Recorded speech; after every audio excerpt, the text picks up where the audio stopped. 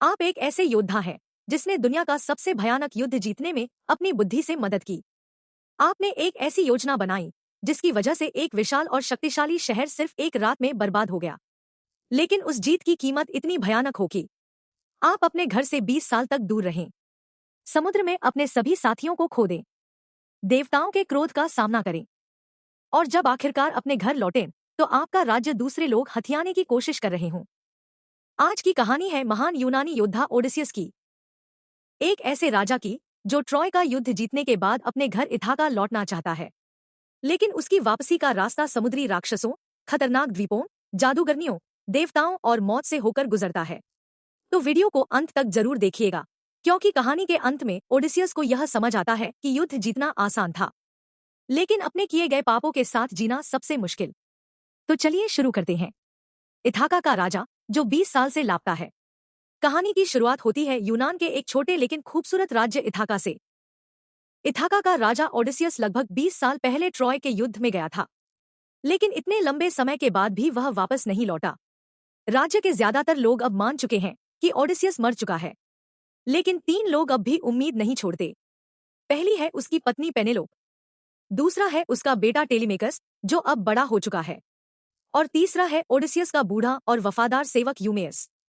इन तीनों को पूरा विश्वास है कि एक दिन ओडिसियस जरूर वापस आएगा। लेकिन इथाका में अब हालात बहुत खराब हो चुके हैं। कई ताकतवर और अमीर लोग पेनेलोप से शादी करना चाहते हैं। इन लोगों को सूटर्स यानी पेनेलोप के विवाह प्रार्थी कहा जाता है। इनका असली मकसद सिर्फ पेनेलोप से शादी करना नहीं है, वे इथाका का सिंहासन भी चाहते हैं। इन लोगों का नेता है एक घमंडी और निर्दयी आदमी जिसका नाम है एंटिनस। एंटिनस और बाकी सूटर्स इथाका के महल में ही रहने लगे हैं। वे रोज दावतें करते हैं, राजा के खजाने का इस्तेमाल करते हैं और पेनेलोप पर शादी के लिए दबाव डालते हैं। उन्हें लगता है कि अगर पेनेलोप उनमें से किसी एक से शादी कर लेती है तो इथाका का सिंहासन भी उनके हाथ में आ जाएगा। लेकिन पेनेलोप अब भी ओडिसियस का इंतजार कर रही है। वह अपने बेटे टेलीमेकस से कहती है कि उसे एक और बात का डर है। समुद्र के पार से कुछ खतरनाक लोग आ रहे हैं। इन लोगों को लोग समुद्र के लोग यानी सी पीपल कहते हैं। कहा जाता है कि ये लोग समुद्र के रास्ते शहरों पर हमला करते हैं, उन्हें लूटते हैं और सभ्यताओं को खत्म कर देते हैं। पेनेलोप को डर है कि ये लोग इथाका पर भी हमला कर सकते हैं। वह कहती है कि ये लोग देवताओं के सबसे पवित्र नियम को तोड़ते हैं। यह नियम है ज़ीउस का नियम, जिसके अनुसार किसी भी मेहमान का सम्मान करना और किसी मेजबान के घर का आदर करना जरूरी है। लेकिन समुद्र के ये लोग न मेहमानों का सम्मान करते हैं और न किसी के घर या राज्य का। उनके लिए सिर्फ लूट और विनाश मायने रखता है। टेलीमेकस समझ जाता है कि अब उसे अपने पिता के बारे में सच्चाई पता करनी होगी। वह अपने पिता के पुराने मित्र और सलाहकार मेंटर के साथ स्पार्टा जाने का फैसला करता है। उसे उम्मीद है कि स्पार्टा के राजा मेनेलाउस को ओडिसियस के बारे में कुछ जानकारी जरूर होगी। लेकिन जब एंटिनस को टेलीमेकस के जाने की खबर मिलती है तो वह घबरा जाता है। उसे डर है कि अगर टेलीमेकस अपने पिता को ढूंढ लाया तो उसका इथाका का राजा बनने का सपना खत्म हो जाएगा। इसलिए एंटिनस बाकी सूटर्स के साथ मिलकर एक खतरनाक योजना बनाता है। वह फैसला करता है कि जैसे ही टेलीमेकस वापस आएगा उसे रास्ते में ही मार दिया जाएगा और उसके बाद इथाका को पूरी तरह लूट लिया जाएगा। टेलीमेकस की स्पार्टा यात्रा। टेलीमेकस और मेंटर समुद्र के रास्ते स्पार्टा पहुंचते हैं। वहां उनकी मुलाकात राजा मेनेलाउस और उसकी पत्नी हेलेन से होती है। यही वही हेलेन है जिसके कारण ट्रॉय का महान युद्ध शुरू हुआ था। टेलीमेकस उनसे अपने पिता के बारे में पूछता है। मेनेलाउस उसे ट्रॉय के युद्ध की कई बातें बताता है। वह बताता है कि ओडिसियस केवल एक बहादुर योद्धा नहीं था, वह यूनानी सेना का सबसे बुद्धिमान और चालाक रणनीतिकार भी था। लेकिन मेनेलाउस को भी नहीं पता कि ओडिसियस अभी जिंदा है या नहीं। इतने सालों से किसी ने उसे नहीं देखा। टेलीमेकस को कोई पक्का जवाब नहीं मिलता, लेकिन उसके मन में अपने पिता को ढूंढने की उम्मीद और मजबूत हो जाती है। उधर समुद्र के बहुत दूर एक रहस्यमयी द्वीप पर ओडिसियस जिंदा है, लेकिन उसे खुद नहीं पता कि वह कौन है। ओगिजिया का रहस्यमयी द्वीप। ओडिसियस एक खूबसूरत लेकिन रहस्यमयी द्वीप पर रहता है जिसका नाम है ओगिजिया। इस द्वीप पर एक शक्तिशाली अप्सरा रहती है जिसका नाम है कैलिप्सो। कैलिप्सो ओडिसियस से प्रेम करती है। वह चाहती है कि ओडिसियस हमेशा उसके साथ इसी द्वीप पर रहे, लेकिन ओडिसियस अपने घर वापस जाना चाहता था। इसलिए कैलिप्सो ने उसे जादुई कमल के फूल यानी लोटस फ्लावर्स खिलाए। इन फूलों की वजह से ओडिसियस की याददाश्त धीरे धीरे खत्म हो गई। अब उसे अपना घर, अपनी पत्नी, अपना बेटा और अपना अतीत कुछ भी याद नहीं है। तभी ज्ञान और युद्ध की देवी एथेना वहां आती है। एथेना हमेशा ओडिसियस की बुद्धि और साहस से प्रभावित रही है। वह कैलिप्सो को आदेश देती है कि ओडिसियस को उसके घर वापस जाने दिया जाए। कैलिप्सो इस बात से खुश नहीं होती। वह ओडिसियस को खोना नहीं चाहती, लेकिन देवताओं के आदेश के सामने वह मजबूर है। कैलिप्सो ओडिसियस से कहती है कि उसे अपने अतीत को याद करने की कोशिश करनी चाहिए। धीरे धीरे ओडिसियस के दिमाग में पुरानी यादें लौटने लगती हैं। उसे ट्रॉय का युद्ध याद आता है, यूनानी सेना याद आती है, और वह भयानक योजना भी, जिसकी वजह से ट्रॉय का पतन हुआ था। ट्रोजन हॉर्स की योजना। कई सालों तक यूनानी सेना ट्रॉय शहर को जीतने की कोशिश करती रही, लेकिन ट्रॉय की विशाल दीवारों को तोड़ना लगभग नामुमकिन था। यूनानी सेना के नेता थे राजा मेनेलाउस के भाई एगेमेमन। युद्ध बहुत लंबा चल चुका था। दोनों तरफ हजारों सैनिक मारे जा चुके थे, लेकिन ट्रॉय अब भी नहीं जीता जा सका था। तभी ओडिसियस के दिमाग में एक योजना आती है। वह एक बहुत बड़ा लकड़ी का घोड़ा बनवाता है। उस घोड़े के अंदर कई यूनानी सैनिक छिप जाते हैं। बाकी यूनानी सेना अपने जहाजों को लेकर वहां से चली जाती है, ताकि ऐसा लगे कि उन्होंने युद्ध छोड़ दिया है। लेकिन यह सब एक चाल थी। यूनानी सैनिकों में से एक आदमी, जिसका नाम सिनोन था, ट्रॉय के लोगों के सामने खुद को छोड़ देता है। सिनोन ट्रॉय के लोगों से कहता है कि यूनानी सेना उसे धोखा देकर छोड़ गई है। वह झूठ बोलता है कि लकड़ी का घोड़ा देवताओं के लिए एक पवित्र उपहार है। ट्रॉय के लोग उसकी बात पर विश्वास कर लेते हैं। वे उस विशाल घोड़े को अपने शहर के अंदर ले आते हैं। रात होते ही घोड़े के अंदर शहर के दरवाजे खोल बाहर निकलते हैं। यूनानी सेना वापस आती है और ट्रॉय पर हमला कर देती है। पूरे शहर में आग लग जाती है। लोगों को मार दिया जाता है। महल नष्ट कर दिए जाते हैं, और एक ही रात में शक्तिशाली ट्रॉय का अंत हो जाता है। लेकिन इस जीत में सिनोन की भी मौत हो जाती है। ओडिसियस की योजना सफल तो हो गई, लेकिन उसने एक ऐसी तबाही पैदा की जिसका असर आने वाले कई सालों तक पूरी दुनिया पर पड़ने वाला था। ट्रॉय के विनाश के बाद मेनेलाउस और एगेमेमन अपने अपने घरों के लिए निकल जाते हैं, लेकिन ओडिसियस और उसके साथी इथाका की तरफ रवाना होते हैं। उन्हें लगता है कि अब युद्ध खत्म हो चुका है, लेकिन असली संघर्ष अब शुरू होने वाला था। साइक्लोप्स पॉलीफेमस का आतंक। समुद्र में यात्रा करते हुए ओडिसियस और उसके साथी खाने और पानी की तलाश में एक अनजान द्वीप पर पहुंचते हैं। वहां उन्हें एक विशाल गुफा दिखाई देती है। वे गुफा के अंदर चले जाते हैं, लेकिन उन्हें नहीं पता कि यह गुफा एक भयानक दैत्य की है। उस दैत्य का नाम है पॉलीफेमस। पॉलीफेमस एक साइक्लोप्स है। उसके शरीर का आकार बहुत विशाल है और उसके चेहरे पर सिर्फ एक आंख है। जब पॉलीफेमस गुफा में लौटता है तो वह रास्ते को एक बड़े पत्थर से बंद कर देता है। अब ओडिसियस और उसके साथी अंदर फंस जाते हैं। पॉलीफेमस उन्हें देखकर खुश हो जाता है, लेकिन वह उनका स्वागत नहीं करता। वह ओडिसियस के कई सैनिकों को पकड़कर खा जाता है। अब सभी को समझ आ जाता है कि अगर वे जल्दी नहीं निकले तो वे भी मारे जाएंगे। ओडिसियस एक योजना बनाता है। वह पॉलीफेमस को शराब पिलाता है।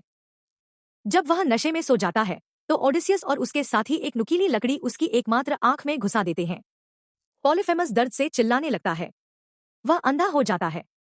किसी तरह ओडिसियस और उसके साथी गुफा से बाहर निकलकर अपने जहाज तक पहुंच जाते हैं। लेकिन जाते जाते पॉलीफेमस अपने पिता पोसीडॉन, यानी समुद्र के देवता को पुकारता है। वह अपने पिता से बदला लेने की प्रार्थना करता है। यहीं से ओडिसियस की समुद्री यात्रा और भी भयानक हो जाती है। पोसीडॉन के क्रोध की वजह से समुद्र में भयंकर तूफान आने लगते हैं। ओडिसियस के जहाज कई बार रास्ता भटक जाते हैं। उसके साथी भूख और डर से कमजोर होने लगते हैं। दैत्य लाइस्ट्रिगोनियंस का हमला। कई दिनों तक समुद्र में भटकने के बाद ओडिसियस और उसके साथी एक और द्वीप पर पहुंचते हैं। उन्हें लगता है कि शायद यहाँ उन्हें खाना और सुरक्षित जगह मिल जाएगी, लेकिन यह द्वीप विशाल और खूंखार दैत्यों का घर होता है। इन दैत्यों को लाइस्ट्रिगोनियंस कहा जाता है। जैसे ही यूनानी सैनिक वहां पहुंचते हैं, ये दैत्य उन पर हमला कर देते हैं। वे बड़े बड़े पत्थर उठाकर जहाजों पर फेंकते हैं। कई जहाज टूट जाते हैं। सैकड़ों सैनिक मारे जाते हैं। कुछ को दैत्य पकड़कर खा जाते हैं। ओडिसियस अपने बचे हुए साथियों के साथ किसी तरह वहां से भाग निकलता है। अब उसके पास बहुत कम सैनिक बचे हैं। युद्ध शुरू होने के समय उसके साथ एक विशाल सेना थी, लेकिन अब हर नए द्वीप के साथ उसके साथी कम होते जा रहे हैं। जादूगरनी सर्सी और इंसानों का सुअर बन जाना। आखिरकार ओडिसियस और उसके बचे हुए साथी एया नाम के द्वीप पर पहुंचते हैं। यहाँ उन्हें एक खूबसूरत महल दिखाई देता है। महल में एक रहस्यमयी और शक्तिशाली जादूगरनी रहती है। उसका नाम है सर्सी। ओडिसियस के साथी उससे मदद मांगते हैं, लेकिन सर्सी उन्हें जादुई पेय पिला देती है। जैसे ही वे वह पेय पीते हैं, वे इंसानों से बदलकर सुअर बन जाते हैं। इस बारे में पता चलता है तो वह अपने साथियों को बचाने के लिए सर्सी के महल में जाता है। वह सर्सी से अपने साथियों को वापस इंसान बनाने के लिए कहता है। सर्सी ओडिसियस की हिम्मत और बुद्धि से प्रभावित होती है। आखिरकार वह उसके साथियों को फिर से इंसान बना देती है। लेकिन ओडिसियस अभी भी इथाका नहीं पहुंच सकता। सर्सी उसे बताती है कि घर वापस जाने का रास्ता जानने के लिए उसे एक ऐसी जगह जाना होगा जहां कोई जीवित इंसान जाना नहीं चाहता। उसे मृतकों की दुनिया हेड्स जाना होगा। मृतकों की दुनिया में ओडिसियस अपने साथियों के साथ समुद्र के सबसे रहस्यमय हिस्से की तरफ निकलता है। उन्हें महासागर की सीमा पार करके मृतकों की दुनिया में जाना होता है। आखिरकार वे हेड्स यानी मृत आत्माओं की दुनिया में पहुंचते हैं। यहाँ हर तरफ अंधेरा है। मृत लोगों की आत्माएं भटक रही हैं। ओडिसियस यहाँ एक महान भविष्यवक्ता की आत्मा से मिलता है। उसका नाम है टायरेसियस। टायरेसियस ओडिसियस को एक बहुत डरावनी भविष्यवाणी बताता है। वह कहता है कि देवताओं की इच्छा के अनुसार ओडिसियस के सभी साथी मर जाएंगे और अंत में केवल ओडिसियस ही अपने घर वापस पहुंच पाएगा।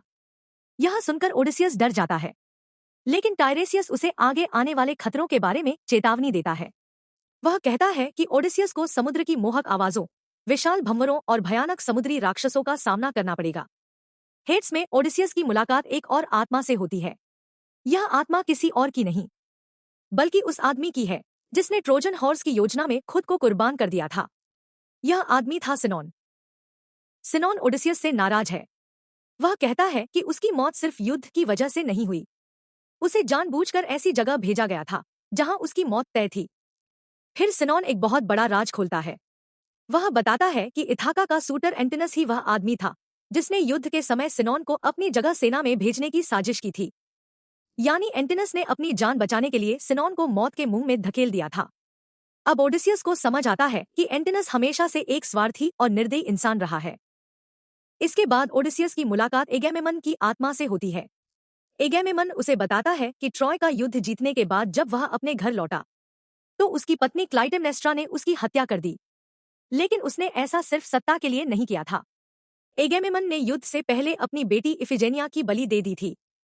उसने समुद्र में अनुकूल हवाएं पाने के लिए अपनी बेटी को देवी आर्टेमिस के नाम पर कुर्बान कर दिया था। क्लाइटेमनेस्ट्रा अपनी बेटी की मौत का बदला लेना चाहती थी, इसलिए उसने अपने पति की हत्या कर दी। हेड्स में ओडिसियस को अपने पुराने सैनिकों की आत्माएं भी दिखाई देती हैं। वे सभी युद्ध में मारे गए थे। वे ओडिसियस से नाराज हैं। उन्हें लगता है कि उनकी मौतों के लिए ओडिसियस जिम्मेदार है। वे उसकी तरफ बढ़ने लगते हैं। ओडिसियस और उसके साथी वहां से भाग जाते हैं। सायरन की खतरनाक आवाज। टायरेसियस की चेतावनी के बाद ओडिसियस अपने जहाज को आगे बढ़ाता है। जल्द ही वे समुद्र के एक ऐसे हिस्से में पहुंचते हैं जहां खूबसूरत आवाजें सुनाई देती हैं। ये आवाजें सायरन की होती हैं।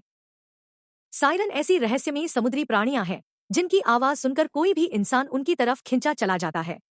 लेकिन जो भी उनके पास जाता है, ओडिसियस अपने साथियों को आदेश देता है कि वे अपने कान बंद कर लें। वह उन्हें कहता है कि चाहे कुछ भी हो जाए, वे जहाज का रास्ता न बदलें। सायरन की आवाजें ओडिसियस को उसके घर, उसकी पत्नी और उसके बेटे की याद दिलाती हैं। वे उसे अपने पास बुलाती हैं, लेकिन किसी तरह ओडिसियस खुद को रोक लेता है। उसका जहाज उस खतरनाक जगह से निकल जाता है, चैरिब्डिस और स्काइला। लेकिन आगे एक और भयानक खतरा उनका इंतजार कर रहा होता है। समुद्र के एक तरफ है विशाल भंवर चैरिब्डिस। वह इतना शक्तिशाली है कि पूरे जहाज को समुद्र के अंदर खींच सकता है। दूसरी तरफ है एक भयानक समुद्री राक्षस स्काइला। स्काइला के कई सिर हैं और वह जहाज के ऊपर से सैनिकों को पकड़कर खा जाती है। ओडिसियस के पास कोई सुरक्षित रास्ता नहीं है। अगर वह चैरिब्डिस के पास जाता है तो पूरा जहाज डूब जाएगा। अगर वह स्काइला के पास जाता है तो कुछ सैनिक मारे जाएंगे। ओडिसियस मजबूरी में स्काइला के पास से जहाज निकालता है। स्काइला उसके कई साथियों को पकड़कर समुद्र में खींच लेती है। ओडिसियस उन्हें बचा नहीं पाता। उसके सामने उसके साथी मरते रहते हैं और वह सिर्फ उन्हें देख सकता है। अब उसके अंदर अपराध बोध और बढ़ जाता है। सूर्य देवता की गायों का श्राप। कई खतरों से बचने के बाद ओडिसियस और उसके बचे हुए साथी एक द्वीप पर पहुंचते हैं। इस द्वीप का नाम है थ्रिनेसिया। यहाँ सूर्य देवता की पवित्र गायें रहती हैं। टायरेसियस ने पहले ही ओडिसियस को चेतावनी दी थी कि उसके साथियों को इन गायों को कभी नहीं मारना चाहिए। ओडिसियस अपने लोगों को सख्त आदेश देता है। वह कहता है कि अगर किसी ने इन गायों को नुकसान पहुंचाया तो कोई भी जिंदा घर नहीं पहुंच पाएगा। लेकिन कई दिनों तक खराब मौसम की वजह से वे उसी द्वीप पर फंसे रहते हैं। खाना खत्म हो जाता है। सभी लोग भूख से परेशान हो जाते हैं। ओडिसियस के दूसरे कमांडर यूरिलोकस को लगता है कि भूख से मरने से अच्छा है कि वे गायों को मारकर खा लें। वह बाकी लोगों को समझाता है। आखिरकार ओडिसियस की गैर मौजूदगी में उसके साथी सूर्य देवता की पवित्र गायों को मार देते हैं। जैसे ही उनका जहाज फिर से समुद्र में निकलता है, आसमान में काले बादल छा जाते हैं। देवताओं के राजा ज़ीउस एक भयंकर तूफान भेजता है। बिजली जहाज पर गिरती है। विशाल लहरें जहाज को तोड़ देती हैं। ओडिसियस के सभी साथी समुद्र में डूब जाते हैं। अब भविष्यवाणी सच हो चुकी थी। ओडिसियस अकेला बच जाता है। उसके सारे दोस्त, उसके सारे सैनिक और उसके साथ घर लौटने वाले सभी लोग मर चुके थे। 7 साल की कैद। ओडिसियस समुद्र में कई दिनों तक भटकता रहता है। आखिरकार वह बेहोशी की हालत में ओगिजिया द्वीप पर पहुंच जाता है। वहीं कैलिप्सो उसे बचाती है। लेकिन ओडिसियस की याददाश्त खो चुकी होती है।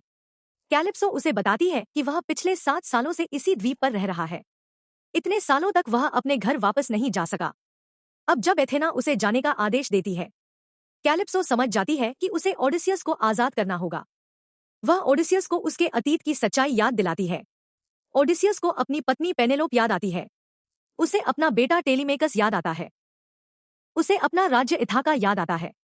लेकिन उसे अपने सभी मरे हुए साथी भी याद आते हैं। वह जानता है कि उसने बहुत गलतियां की हैं। फिर भी वह घर वापस जाना चाहता है। वह लकड़ी का एक छोटा जहाज यानी बेड़ा बनाता है। इस बार वह अपने भाग्य की तरफ निकल पड़ता है, छोड़ देता है। इथाका में वापसी। कई दिनों तक समुद्र में भटकने के बाद ओडिसियस आखिरकार इथाका के किनारे पहुंच जाता है। वह अपने पुराने वफादार सेवक यूमेयस से मिलता है। यूमेयस उसे देखकर भावुक हो जाता है। वह बताता है कि इथाका में हालात बहुत खराब हैं। एंटिनस और बाकी सूटर्स ने टेलीमेकस को मारने के लिए भाड़े के हथियारे भेजे हैं। टेलीमेकस और मेंटर अभी अभी स्पार्टा से लौट रहे हैं। ओडिसियस तुरंत उन्हें बचाने के लिए निकलता है। लेकिन वह अपनी असली पहचान छिपा लेता है। वह एक साधारण आदमी का भेष बनाता है और खुद को सिनोन कहता है। यह नाम सुनकर लगता है कि वह अपने पुराने साथी सिनोन की याद को जिंदा रखना चाहता है। रास्ते में एंटिनस के भेजे हुए हत्यारे टेलीमेकस और मेंटर पर हमला कर देते हैं। एक भयंकर लड़ाई शुरू होती है। मेंटर टेलीमेकस को बचाने की कोशिश करता है, लेकिन वह घायल हो जाता है। ओडिसियस छिपे हुए रूप में लड़ाई में उतरता है। वह अपनी पुरानी युद्धकला का इस्तेमाल करता है। वह एक एक करके सभी हत्यारों को मार देता है। लेकिन मेंटर अपनी चोटों की वजह से मर जाता है। टेलीमेकस अपने पिता के इस अजीब व्यवहार को देखकर हैरान होता है। उसे महसूस होने लगता है कि यह साधारण आदमी नहीं हो सकता। वफादार कुत्ता आर्गोस। ओडिसियस अपने महल की तरफ बढ़ता है। रास्ते में उसे उसका बहुत बूढ़ा कुत्ता आर्गोस दिखाई देता है। आर्गोस कई सालों से अपने मालिक का इंतजार कर रहा था। अब वह बूढ़ा और कमजोर हो चुका है। ओडिसियस भेष में है। कोई इंसान उसे पहचान नहीं पाता। लेकिन आर्गोस तुरंत समझ जाता है कि उसका मालिक वापस आ गया है। वह कमजोर हालत में ओडिसियस की तरफ देखता है। उसकी आंखों में खुशी दिखाई देती है। लेकिन इतने सालों के इंतजार के बाद आर्गोस वहीं अपनी आखिरी सांस ले लेता है। अपने मालिक को एक बार फिर देखने के बाद उसकी जिंदगी पूरी हो जाती है। यह दृश्य देखकर ओडिसियस बहुत दुखी होता है। और तभी टेलीमेकस को भी सच्चाई समझ आ जाती है। वह पहचान लेता है कि यह आदमी कोई और नहीं, उसका पिता ओडिसियस है। 20 साल बाद पिता और बेटा एक दूसरे से मिलते हैं। एंटिनस का अपमान। ओडिसियस अभी भी अपने भेष में महल के अंदर जाता है। वह वहां देखता है कि एंटिनस और बाकी सूटर्स दावत कर रहे हैं। वे राजा के महल और उसके धन का मजाक की तरह इस्तेमाल कर रहे हैं। ओडिसियस एंटिनस के पास जाता है। वह उससे सिनोन के बारे में पूछता है। वह जानना चाहता है कि एंटिनस ने सिनोन को अपनी जगह युद्ध में क्यों भेजा था। एंटिनस को यह सवाल पसंद नहीं आता। वह गुस्से में ओडिसियस को बुरी तरह मारता है। वह उसे अपमानित करता है। लेकिन टेलीमेकस बीच में आ जाता है। वह एंटिनस को रोकता है। एंटिनस को पता नहीं कि जिस आदमी को उसने अभी मारा है वह इथाका का असली राजा है। पेनेलोप के सामने ओडिसियस का अपराध। रात के समय ओडिसियस पेनेलोप से अकेले मिलता है। वह अभी भी भेष में होता है, लेकिन अब वह उससे अपने दिल का सबसे बड़ा राज बताता है। वह कहता है कि ट्रॉय का युद्ध जीतने के बाद उसने बहुत बड़ा पाप किया था। ट्रॉय पर हमला करते समय उसने ज़ीउस के पवित्र नियम का उल्लंघन किया। यूनानी सेना ने उन लोगों को भी नहीं छोड़ा जो उनसे दया की उम्मीद कर रहे थे। उन्होंने मंदिरों और पवित्र स्थानों का अपमान किया। ओडिसियस ने एथेना की एक पवित्र मूर्ति को भी अपवित्र किया। उसने लेकिन एथेना बाद की एक में पुजारिन उसे की पता हत्या चला की। कि उस पुजारिन के रूप में स्वयं देवी एथेना उसके सामने प्रकट हुई थी। एथेना उसे बार बार उसके अपराधों की याद दिलाती रही। ओडिसियस को अब समझ आता है कि ट्रॉय की तबाही सिर्फ एक युद्ध की जीत नहीं थी, उसने पूरी दुनिया को अराजकता की तरफ धकेल दिया था। फिर वह पेनेलोप को एक और चौंकाने वाली सच्चाई बताता है। जिन लोगों से पूरी दुनिया डर रही है, जिन्हें समुद्र के लोग कहा जा रहा है, वे कोई अनजान राक्षस नहीं हैं, वे खुद यूनानी लोग हैं। ट्रॉय को नष्ट करने के बाद यूनानी योद्धा समुद्र के रास्ते दूसरे शहरों पर हमला करने लगे। वे राज्यों को लूटने लगे। उन्होंने सभ्यताओं को नष्ट कर दिया। यानी जिस खतरे से पेनेलोप डर रही थी, उस खतरे की शुरुआत कहीं न कहीं ओडिसियस और उसके युद्ध से हुई थी। ओडिसियस पेनेलोप से माफी मांगता है। वह कहता है कि उसने युद्ध जीत लिया, लेकिन अपनी आत्मा खो दी। तभी देवी एथेना उसके सामने प्रकट होती है। वह ओडिसियस का हाथ पकड़ती है। यह इस बात का संकेत है कि शायद देवता अब भी उसे पूरी तरह छोड़ना नहीं चाहते। पेनेलोप की आखिरी परीक्षा। पेनेलोप को लगता है कि ओडिसियस अब मर चुका है। वह समझ जाती है कि इथाका को हमेशा इस स्थिति में नहीं रखा जा सकता। इसलिए वह घोषणा करती है कि वह दोबारा शादी करने के लिए तैयार है। वह सभी सूटर्स को अगली सुबह महल में आने के लिए कहती है, लेकिन वह एक कठिन परीक्षा रखती है। पेनेलोप कहती है कि वह उसी आदमी से शादी करेगी जो ओडिसियस के विशाल धनुष को खींच सके और फिर एक तीर को कई कुल्हाड़ियों के छेदों के बीच से निकाल सके। यह काम लगभग असंभव है। अगली सुबह सभी सूटर्स इकट्ठा होते हैं। एक एक करके वे धनुष उठाते हैं, लेकिन कोई भी उसे खींच नहीं पाता। कुछ लोग पूरी ताकत लगाते हैं, कुछ लोग कोशिश करते करते थक जाते हैं, लेकिन धनुष किसी से नहीं खिंचता। तभी भेष में खड़ा ओडिसियस आगे आता है। वह धनुष उठाने की अनुमति मांगता है। सभी उसका मजाक उड़ाते हैं। उन्हें लगता है कि एक बूढ़ा और कमजोर आदमी यह कैसे कर सकता है, लेकिन ओडिसियस धनुष को अपने हाथ में लेता है। वह उसे आसानी से खींच देता है। पूरा महल शांत हो जाता है। फिर वह तीर चलाता है। तीर एक के बाद एक सभी कुल्हाड़ियों के छेदों के बीच से निकल जाता है। अब सभी को समझ आ जाता है कि यह कोई साधारण आदमी नहीं है। ओडिसियस अपना भेष उतार देता है और जोर से कहता है, मैं ओडिसियस हूँ, इथाका का असली राजा। इथाका के महल में अंतिम युद्ध। ओडिसियस की पहचान सामने आते ही पूरे महल में अफरातफरी मच जाती है। सूटर्स हथियार उठाने की कोशिश करते हैं, लेकिन अब बहुत देर हो चुकी है। ओडिसियस अपने धनुष से तीर चलाता है। उसका पहला निशाना होता है एंटिनस। वह एंटिनस को मार देता है। इसके बाद महल एक युद्ध के मैदान में बदल जाता है। टेलीमेकस अपने पिता के साथ खड़ा होता है। पिता और बेटा मिलकर सूटर्स से लड़ते हैं।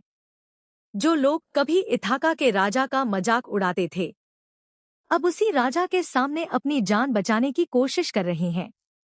एक एक करके सभी चुनौती देने वाले सूटर्स मारे जाते हैं। आखिरकार बाकी लोग अपने हथियार नीचे रख देते हैं।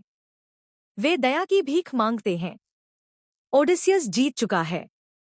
उसने अपना घर वापस ले लिया। उसने अपने बेटे को बचा लिया और अपने सबसे बड़े दुश्मन एंटिनस को भी खत्म कर दिया। लेकिन इसके बाद वह एक ऐसा फैसला करता है जिसकी किसी ने उम्मीद नहीं की थी। ओडिसियस का अंतिम फैसला। ओडिसियस समझ चुका है कि वह बहुत लंबे समय तक युद्ध और हिंसा में जी चुका है। उसने ट्रॉय को नष्ट होते देखा। उसने अपने सभी साथियों को खो दिया। उसने देवताओं के क्रोध को सहा और अब वह अपने पुराने जीवन में वापस नहीं जाना चाहता। वह इथाका का सिंहासन अपने बेटे टेलीमेकस को सौंप देता है। टेलीमेकस अब इथाका का नया राजा बन जाता है। ओडिसियस पेनेलोप के साथ इथाका छोड़ने का फैसला करता है। दोनों समुद्र की तरफ निकलते हैं। वे पश्चिम की दिशा में यात्रा करते हैं।